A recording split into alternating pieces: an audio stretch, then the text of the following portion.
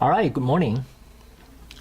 Welcome to my presentation today about behavioral economics, one of my favorite subjects.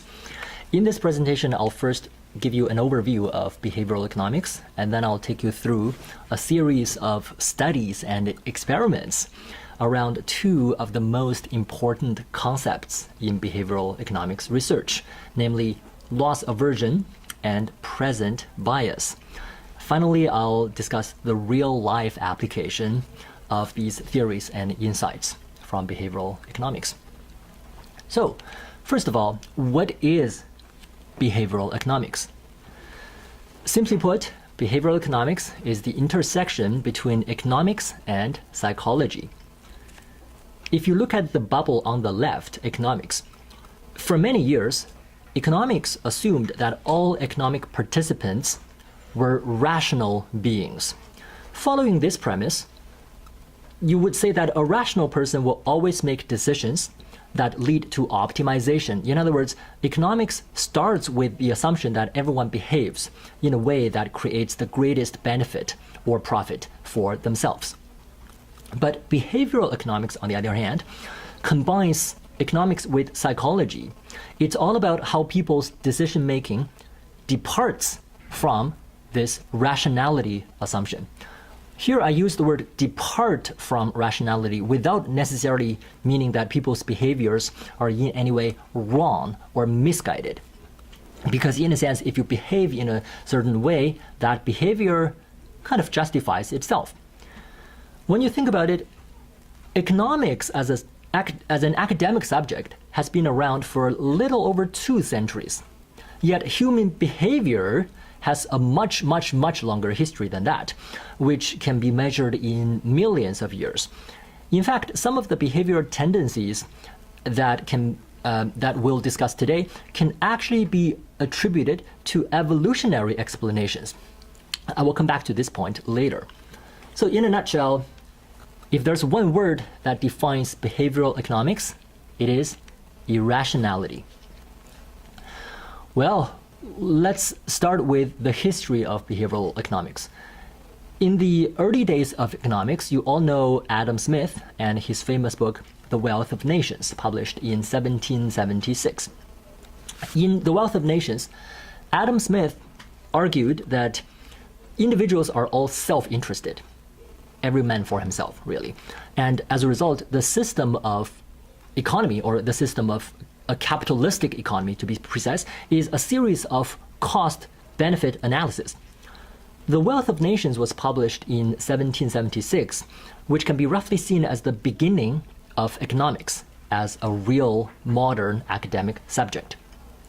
But few people know that even prior to writing The Wealth of Nations, Adam Smith wrote another book in 1759 titled The Theory of Moral Sentiments.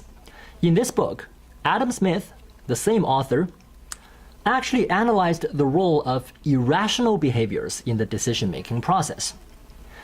And interestingly, many of the ideas of contemporary behavioral economics were already discussed by Adam Smith 250 years ago in this book.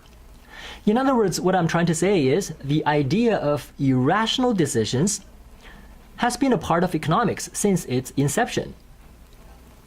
Then, if we fast forward to the 20th century, what we call neoclassical economics took the center stage, and neoclassical economists would argue that it's the equilibrium between supply and demand, which is based on individuals' rationality and their ability to maximize utility or profit, that defines economics. The good thing about this development is that it allowed for people's behaviors and the outcomes of behaviors, therefore, to be mathematically calculated. And this later became the predominant framework of economics for many years. And it led to, in all fairness, it led to a very fruitful age for economics. If you have taken any introduction level economics course in college, like myself, you might still remember concepts like the utility function, the equilibrium, elasticity, marginal cost, etc. This approach was developed in the 19th century, and it became popular in the 20th century. Then fast forward to the 21st century.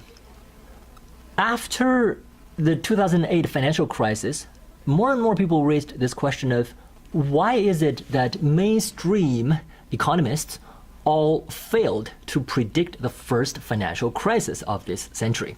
Are there some elements of irrationality in our behavior after all? A professor of behavioral finance by the name of Robert J. Shiller was among the small handful of scholars who correctly predicted the financial crisis. From then on, more and more people began to accept behavioral economics as a way to go about understanding people's economic behaviors. Professor Robert Shiller was awarded the Nobel Prize in Economics in 2013.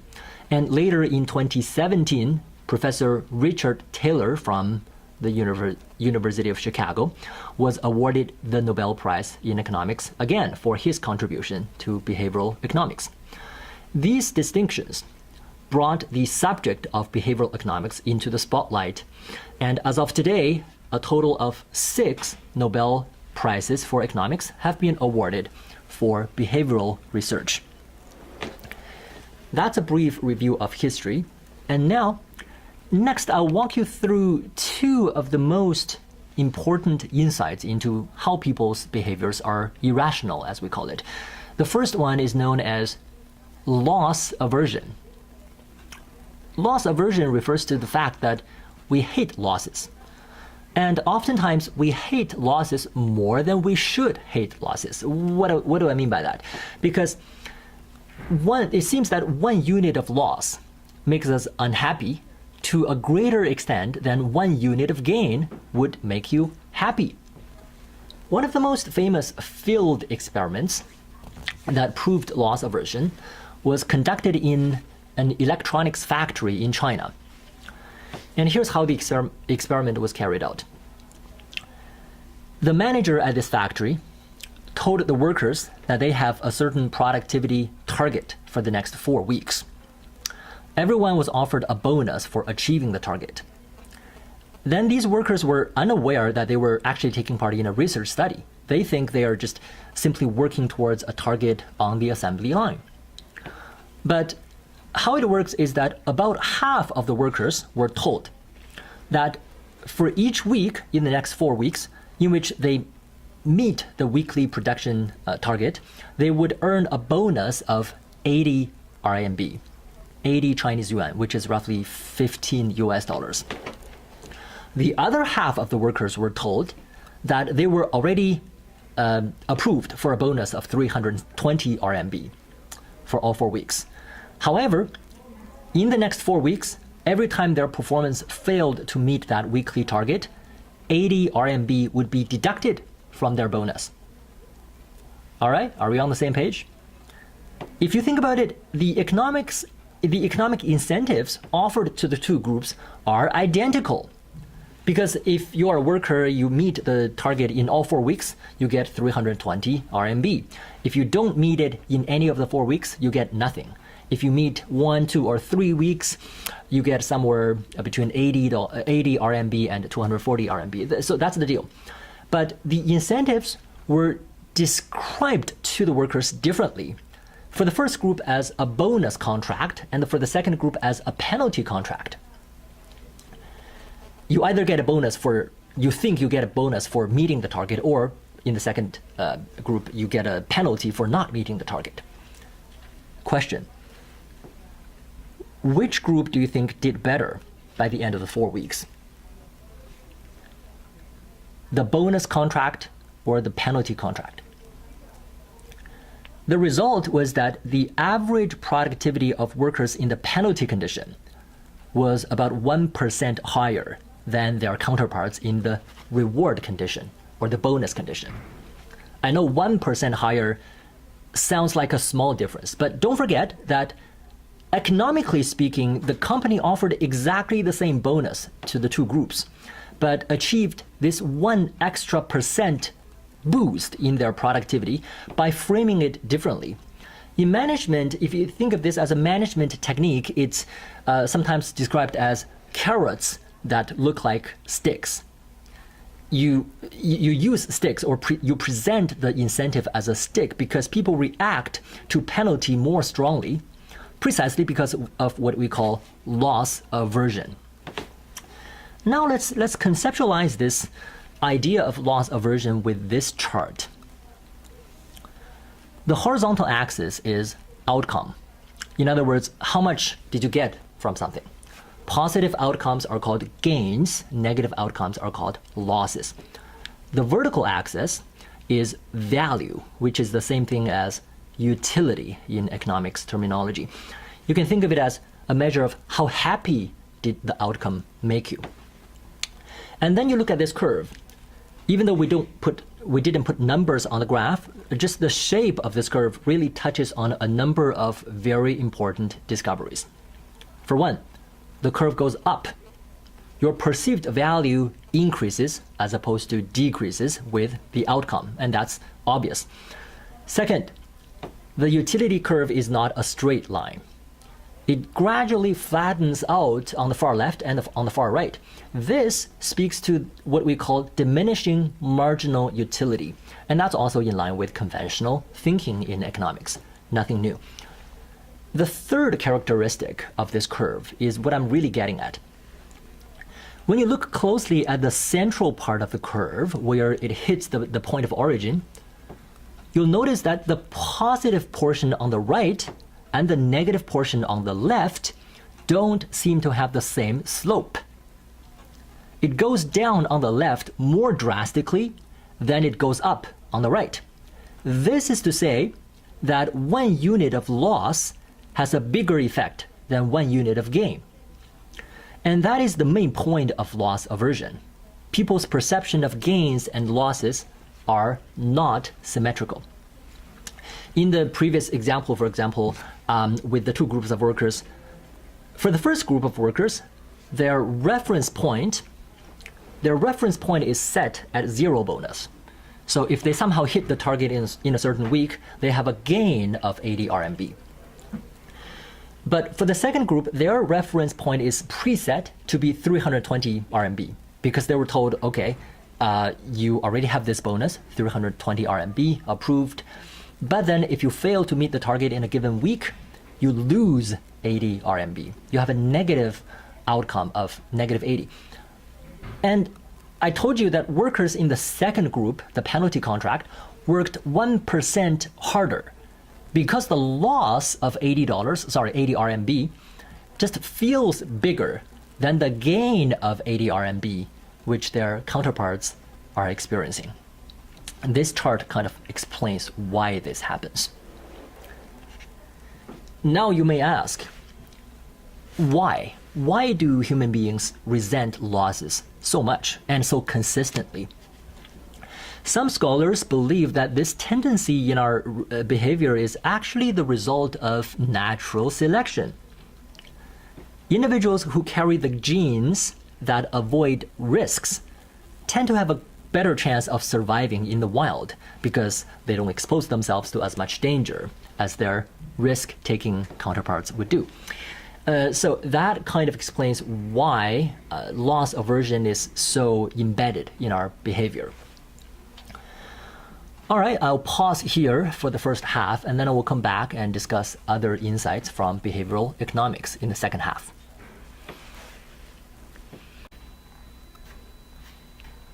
All right, welcome back to the second half of my presentation on behavioral economics. Now, moving on, let me explain another really interesting and really puzzling psychological phenomenon that is also related to loss aversion. It's known as the endowment effect. The word endowment here means possession or ownership of something. The idea is that when you own something, you may grow attached to it, and then you value it more than you should. Well, here, I guess I should put quote unquote quotation marks on should, because more than you should as if you are a rational being. One of the most famous experiments on the endowment effect is the coffee mug experiment. So here's how it worked.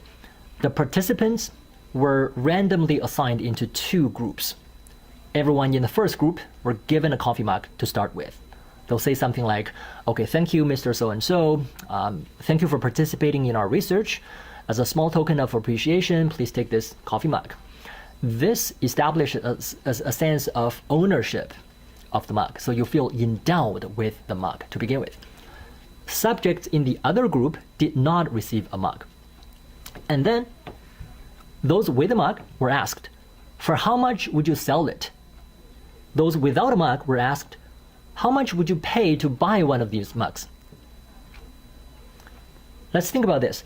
If everyone is indeed rational, we should expect the average asking price and the average bidding price to be roughly the same. Because economically speaking, the two groups are both asked to evaluate the objective value of a mug, whether they own it or not.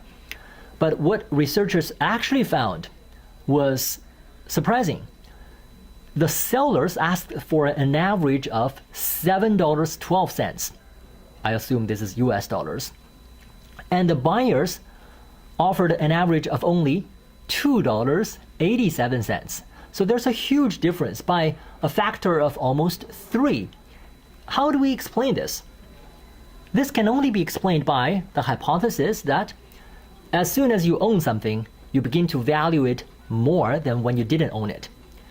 I think this experiment is beautifully designed because it found a way to not only illustrate the endowment effect, but also it found a way to quantify this effect. In fact, when the same experiment was replicated with different groups of people, that same result remained relatively consistent. The same result here means that there's a multiplier of 2 or 2.5 or sometimes even 3 between the two average values. So people perceive the value of something quite differently depending on whether they own it or not. This outcome is also a reflection of loss aversion, because those who already have a mug think that they are asked to name a price that would compensate for their loss. So they think that they have a big loss. But those without a mug think that they are naming a price just to reflect the objective value of the mug, and therefore there's this huge difference. There are many ways for companies to tap into this endowment effect and make more money. For example, many products or services offer a free trial period. I'm thinking of Netflix. So with Netflix, you can enjoy it for a month at no cost. And then if you don't cancel it by the end of the month, you begin to pay a subscription fee of something like, I think, $12 per month. So in essence, what this free trial month does is that it creates the perception that you own it. Psychologically, even when you don't enjoy watching the programs that much, you will still have a difficult time canceling that subscription because of the endowment effect, because you can easily overvalue these programs, not because you enjoy them, but because you think you owned them. Moving on to the next behavioral insights, I want to talk about something called present bias. Present bias is the tendency to overvalue immediate rewards at the expense of your long-term intentions. This is a trait very common among us, and it can have big implications. For example, let's say you made a New Year resolution to go to the gym and lose some weight, but then your action just falls short. Or again, here, the you who made the resolution is rational, but the you who fails to take action is irrational. Present bias, just like loss aversion, is quite prevalent among all of us, and neoclassical economics falls short when it comes to explaining why this occurs. Let's do a thought experiment to explain what I mean here. The thought experiment is as follows.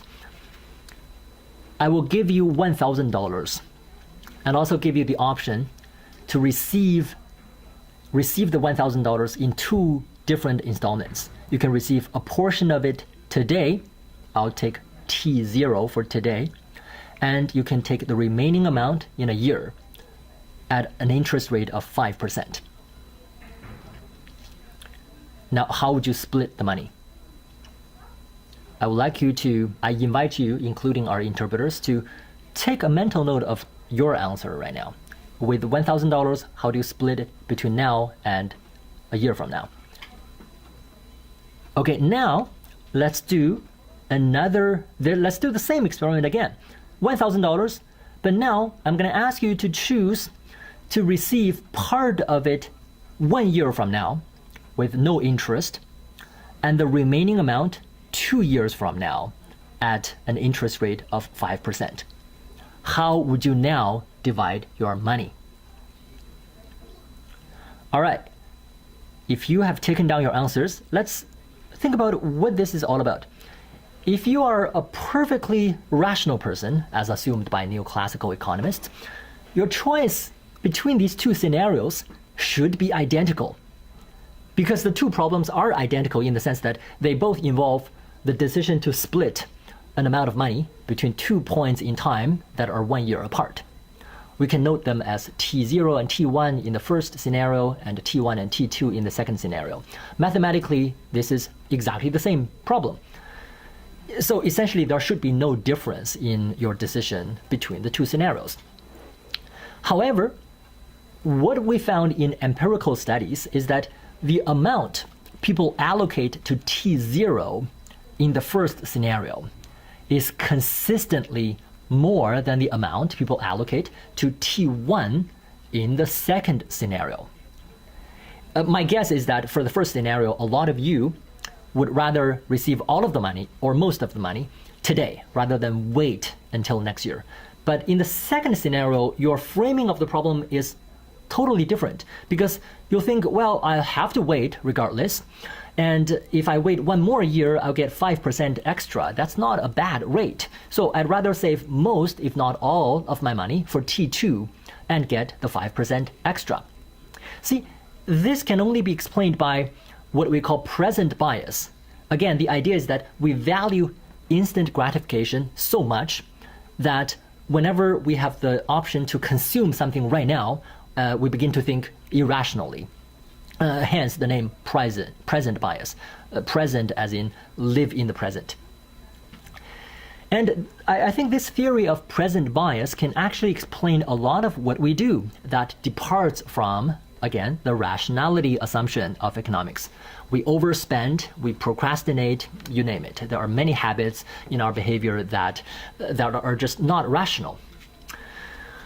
Well, let me give you an example of how companies can profit from the present bias of their consumers. Some behavioral economists looked into the membership fee of a gym, or perhaps many gyms in the Boston area. So here's the typical payment schedule. If you pay per visit to a gym, you pay $10 each time. If you get a monthly membership, you'll pay $85 and it's renewed automatically. This means that you'll have to go to the gym 9 times or more than 9 times to break even. If you get a yearly membership, it's around $850 and it's renewed manually. With a monthly pass, do you break even? Will people end up going to the gym more than 9 times? It turns out that the vast majority who bought a monthly or yearly pass don't break even because they think they'll use the gym enough times, but it's their wishful thinking usually, and the culprit is present bias. Now I want to ask you, between the monthly members and the yearly members, who's even worse off? The monthly members or the yearly members? Who suffered present bias even more? It turns out that it's the monthly members, because their membership is renewed automatically unless they cancel it. It turns out that, and this may or may not surprise you, it turns out that many people are so lazy that they don't even make the trip or they don't even make the call to cancel their membership after they have stopped using the gym. So they still end up paying $85 a month for a much longer period of time. So one interesting thing about present bias is that people are generally aware of it, and people often seek help. For example, in this example, those who bought a monthly or yearly gym membership are in some way trying to force themselves to go to the gym, right? You put the money down at the beginning, and then you think you'll have enough of motivation to go. But what happens is that people often underestimate how powerful present bias is. In other words, they know they have this problem, but they don't realize how big the problem is. And there are others who turn to external mechanisms to help them conquer present bias. I don't know if you have friends who wear either a Fitbit or some sort of mobile app on their phone that allows them to broadcast daily how many miles they ran or how many steps they took. They post it on Facebook or what have you. And these are actually social mechanisms, and I think by announcing their actions publicly, they are hoping that their friends would hold them accountable in terms of walking or in terms of doing exercise. And this brings me to the application of behavioral economics. In this last part, I want to show you one very successful case where behavioral economics was used to tackle a major social problem today, which is saving for retirement. Now, in a place like the United States, and I suspect many other parts of the developed economy, working people who have benefits and have a salary are not saving enough for their retirement. This is a common problem. It's been understood for years, but little has been done about it. Until two behavioral economists, Richard Thaler, who won the Nobel Prize for Economics, I mentioned earlier, and another one called Shlomo Benartzi, designed this Save More Tomorrow program to help employees increase their savings for retirement. So the design of this program taps into many of the behavioral economics insights that we've talked about today. First of all, present bias. Present bias plays a big part in causing this problem of insufficient pension savings. The rational you wants to save, but when your paychecks arrive, the temptation of instant gratification is just irresistible, and you end up spending too much and saving too little, right? The way these two behavioral economists solved this problem is by asking people to fill out a form today, but on this form, they don't decide how much to save today. They decide on how much to save in the future, and it'll be automatically executed. Remember, we found that when you think into the future, not between T0 and T1, but when you think between T1 and T2, you become more removed from that decision. And that's when you can think a lot more rationally to serve your long-term good. So present bias. And then also loss aversion was taken into account. Imagine if I were to tell you that your take-home pay is not increasing, but somehow I'm asking you to save more. What does that mean? That means you will perceive saving as leading to less take-home pay. So you frame it as a loss. To tackle this problem, the way this program works is that workers will, you will put a higher amount into your 401k account, which is, I think, the same thing as, or a similar thing as RRSP in Canada, Registered Retirement Savings Account. So anyway, in the US, it's called 401k. You won't begin to put a higher amount into your 401k until you get your next pay raise. And this means that only part of the increase in your salary will go into savings. This is a smart way to avoid the potential resentment that people have for a saving plan. because they have loss aversion. The third important feature of this program is that it's an opt-out system as opposed to opt-in system. Eligible workers would automatically get enrolled in the program unless they fill out a form and opt out.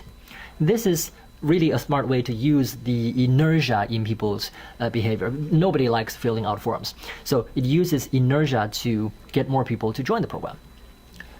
And it worked wonders. Starting in 1998, Benartzi and Thaler rolled out this program with blue-collar workers in the Midwest of the United States. The result is that 78% of the employees opted to join the program because the default choice was to join, so only 22% opted out.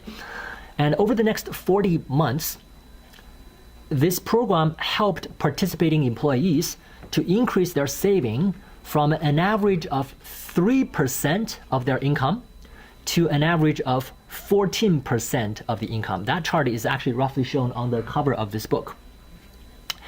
It's significant because if you know something about retirement planning, you would know that there's a huge difference between having saved 3% of your income and having saved 14% of what you made in terms of giving people the ability to retire comfortably and in terms of improving their life standard that they're able to afford in retirement.